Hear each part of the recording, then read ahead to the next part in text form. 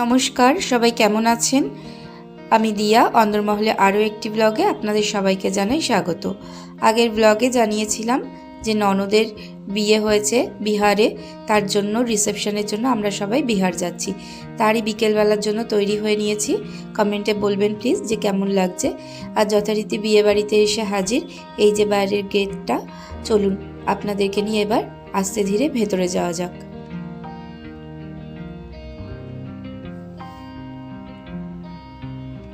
এদিকে দেখুন, বেশ সুন্দর করে সাজিয়েছে এই জায়গাটি, ছোট ছোট টুনি লাইট দিয়ে, আর এগুলোকে পিঙ্ক কালারের কিছু ওড়না, তার সাথে কিছু ফ্লাওয়ার, এই সমস্ত দিয়ে বেশ সুন্দর করে সাজিয়েছিল। বেশ ভালো লাগছিল দেখতে। আর এদিকে দেখুন, আনন্দ আর তনুকা বলে লেখা রয়েছে। এটা আমার ননদ আর ননদের বরের নাম। চলুন তাহলে ভেতরে যাওয়া যাক এবারে। এই যে নব দম্পতি এখানে যথারীতি সাজগোজ করে চলে এসছে। আর এখানে প্রোগ্রাম হচ্ছিল, জানেন তো, এখানে একটা ছেলে আর একটি মেয়েকে নিয়ে এসেছিল। ওনারা গান করছিল, এমনি খুব সুন্দর সুন্দর গান, বিয়ে যে সমস্ত নতুন বিয়ে হলে যেরকম টাইপের গান বা এমনিতে পার্টি সং এই সমস্ত করছিল। আর এদিকে দেখুন, জিজো চলে এসছে স্টার্টার নিয়ে। আমরাও এসছি একটু স্টার্টার কাউন্টারে। এখানে ছিল চাউমিন, লিট্টি চোখা, আরও অনেক ধরনের জিনিস।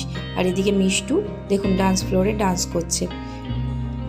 এরপরেই তাদের বাড়ির কিছু মেয়ে আরও আত্মীয় স্বজন সকলেই দেখলাম টুকটাক ওই গানের সাথে নাচ করছিল। তাই ছোট্ট করে একটু ভিডিও ক্লিপ নিয়ে আপনাদের সাথেও শেয়ার করলাম। দেখে বলবেন যে পুরো ভিডিওটা কেমন লাগলো আর সব কিছু ঠিকঠাক আছে কি না। আমার ভুলটা যদি আপনারা ঠিক করে না বলে দেন তাহলে কিন্তু আমি শোধরাতে পারবো না। কিছু যদি ভুল হয়ে থাকে তাহলে প্লিজ জানাবেন, তাহলে আমি পরের বারে সেটা ঠিক করার চেষ্টা করব।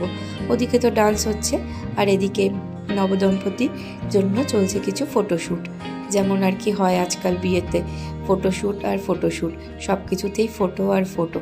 যদিও বলে লাভ নেই, আমরা সবাই এখন কম বেশি ফটো তুলতে ভালোবাসি, কারণ এটাই এখনকার ট্রেন্ডিংয়ে চলছে।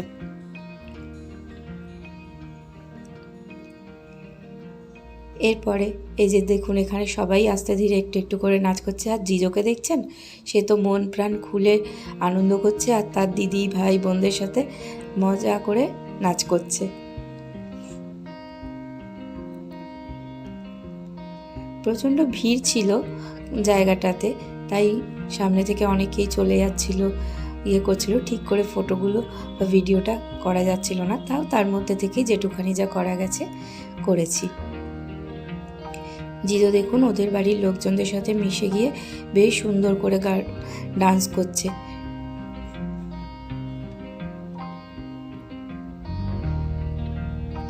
এইভাবেই ডান্স পর্ব চলতে থাকলো, আর আমরাও সেটা দেখে আনন্দ নিতে থাকলাম।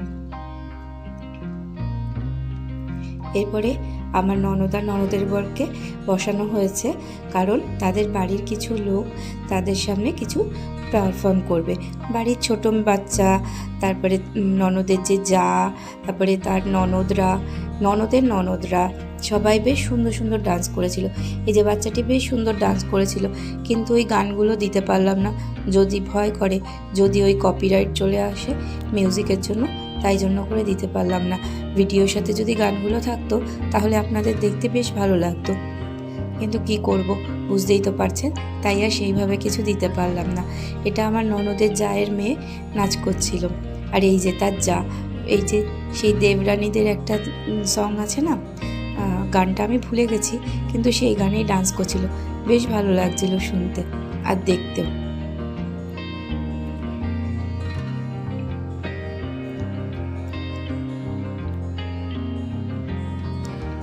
আমাদের বিয়ের মধ্যে তো এইরকম নাচ গানের অনুষ্ঠান তো হয় না, কিন্তু এনাদের দেখলাম সব কিছুতেই একটু আনন্দ মজা করেই কাটায়।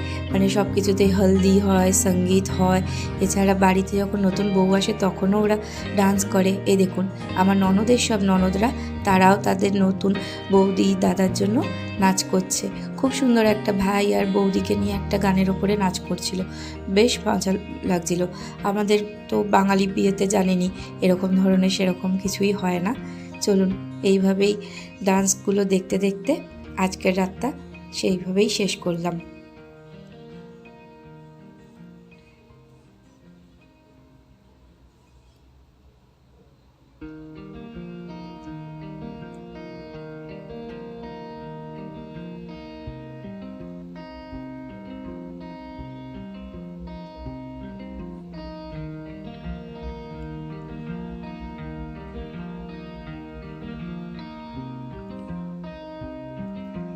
এইভাবেই গোটা রাতটা একটু নাচ এই সমস্ত দেখে শেষ করে পরের দিন সকালবেলা আবারও হোটেল থেকে ননদের বাড়িতে এসেছিলাম, কারণ আজ রাতেই বাড়ি ফিরে যাব, তাই জন্য দুপুরবেলা এসেছিলাম তার সাথে দেখা করতে। আর এখানে খাওয়া দাওয়ারও কিছু নেমন্তন্ন ছিল। ততক্ষণে ভাবলাম ওপরে যে ছাদ বাগানটি আছে সেটি আপনাদেরকে একটু ঘুরে দেখাই। দেখুন এখানে কি সুন্দর সুন্দর আম হয়েছে। এছাড়াও না আরও অনেক ফুলের গাছ, আরও অনেক রকমের গাছ ছিল। তেজপাতা গাছ, এটা দেখুন বেদানা গাছ, বেদানা না ডালিম যাই হোক কিছু একটা হবে, কিন্তু তার একটা গাছ। এই যে বলছিলাম যে তেজপাতা গাছ, ওইটা ছিল তেজপাতা গাছ। আরও অনেক ফুলের গাছ ছিল। খুব সুন্দর জায়গাটি। আরও একটু আপনাদেরকে আশপাশটাও দেখাই। আগের দিনের ভিডিওতে বলেছিলাম আপনাদেরকে, ব্লগটাতে, যে এখানে বাড়িগুলো খুব ঘন ঘন, আমাদের ওখানের বাড়িগুলোর মতন না। চলুন আপনাদেরকে একটু বাড়িগুলোকে দেখিয়ে দিই। এই যে দেখছেন এখানে বাড়িগুলো কত কাছে কাছে, প্রায় একটা ছাদ থেকে না আরেকটা ছাদে চলে যাওয়া যায়। আমি তো হলে আগে হলে চলে যেতাম। এখন হচ্ছে আমরা একটু বেরিয়ে পড়েছি বিকেলবেলা। আমরা যাব এখানের বিহারে যে সোন নদী আছে, সেই সোন নদীর ওখানে। ওটা অ্যাকচুয়ালি নদী না, নদ, কিন্তু ওটাকেই দেখতে যাচ্ছি। আমার ননদের যেটা শ্বশুরবাড়ি সেখান থেকেও যাওয়া যায়, কিন্তু ওই রাস্তাটা একটু ভালো ছিল না। ওখান থেকে নাকি হেঁটে গেলে মিনিট 5-7 রাস্তা, কিন্তু ওই জঙ্গল একটু উল্টোপাল্টা রয়েছে বলে যেতে জেলা ওখান দিয়ে না গিয়ে আমরা মেন রাস্তা দিয়ে টোটো করে গেলাম। চলুন, এই যে দেখুন চলে এসেছি। বেশ সুন্দর জায়গাটা। আর এখানে একটা ছোট্টখাটো পার্ক মতনও ছিল, যেখানে সবাই বসে গল্প, বাচ্চারা একটু খেলাধুলো, দোলনা চড়া এই সমস্ত করছিল। টোটোতে করে যাচ্ছিলাম তো, তাই প্রচণ্ড হাতটা কাঁপছিল। চলুন আপনাদেরকে দেখাই। এই যে এখানে দেখুন নৌকাও চড়ে, আমরাও উঠেছিলাম। বাচ্চারা খুব বায়না করছিল, জিজো, ওর বোন, দিদি সবাই বায়না করছিল নৌকাতে উঠবে বলে, তাই আমরাও একটু উঠে পড়েছিলাম। আর এই যে আপনাদেরকে জলটা দেখাচ্ছি, দেখুন জলটা কি সুন্দর দেখতে লাগছে। একদম বিকেলে গেছিলাম তো, খুব ভালো লাগছিল। আর ওই যে দূরে ছোট্ট একটু আলোর মতন দেখছেন, ওটা তখন সূর্য অস্ত যাচ্ছিল। আর সামনে থেকে এত সুন্দর লাগছিল যে আপনাদেরকে হয়তো ফোনে বললে আপনারা বুঝতে পারবেন না, কারণ ভিডিওতে বা ফোনে তো সবটা বোঝানো যায় না। তাই যতটুকুনি আপনাদেরকে বোঝানো যায় সেটুখানি শেয়ার করলাম। এরপরে চলে এসেছিলাম আমরা একটা ওখানকারই মন্দিরে। এখানে দেখুন ঠাকুর দর্শন করে প্রণাম করে নিয়েছিলাম। এই যে এখানে রাম সীতাও ছিল, না লক্ষ্মীনারায়ণ ছিল, ভুল বললাম। আর এদিকে ছিল রাধাকৃষ্ণ। আরও ছিল। মন্দির দর্শন করে সন্ধেবেলা ননদের বাড়িতে একটু দেখা সাক্ষাৎ করে আবার হোটেলে ফিরে ফ্রেশ হয়ে রেডি হয়ে বেরিয়ে পড়লাম। আজ রাতেই বাড়ি ফিরবো।